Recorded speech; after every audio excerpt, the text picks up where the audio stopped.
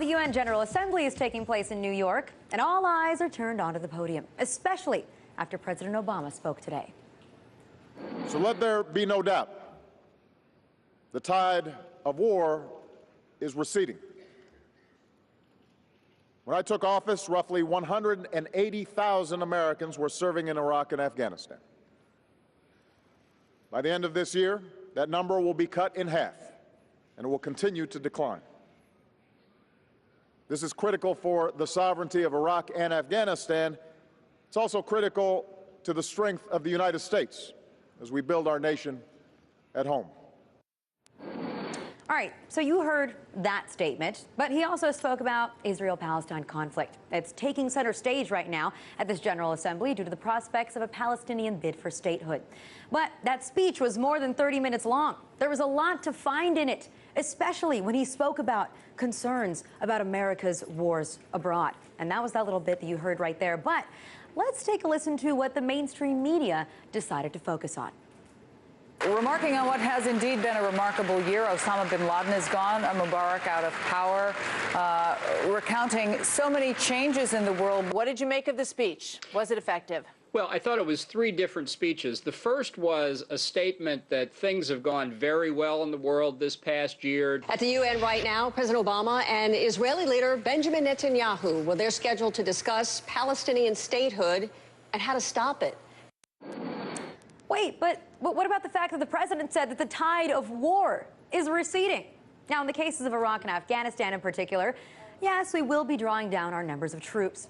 Out of the 100,000 that are in Afghanistan at the moment, there's only going to be a measly 70,000 left by the end of next summer. And despite the fact that all of our troops were supposed to be out of Iraq at the end of this year, only 3,000 are now going to be staying.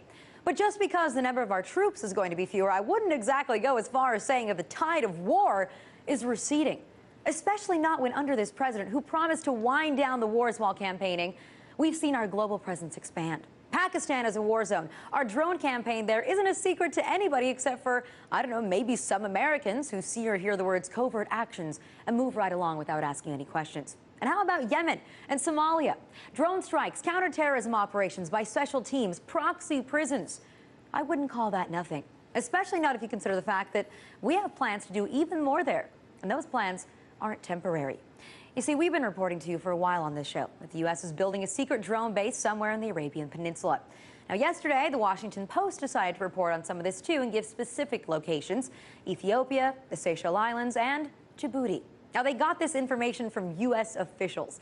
It's always interesting to see the double standard of who gets to leak what secret information, isn't it? But they also treated this like some kind of breaking news.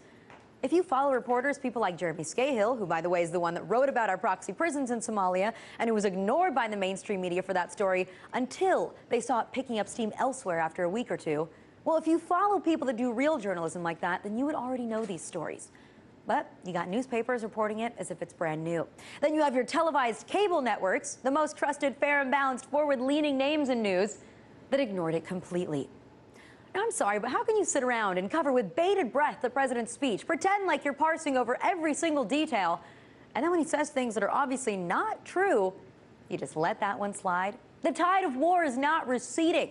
It may be taking a different face. It may require fewer troops, but launching drone strikes and operations in other sovereign nations, building drone bases there. If you don't see that as an expansion of our war globally, then I don't know what is. But I guess that's just too obvious, too personal. You'd rather talk about what leaders from other countries that are bad guys are saying than do a little bit of checking on your own. Now, that's a problem. And that's what leads to unchecked power and corruption. But that's what they choose to miss.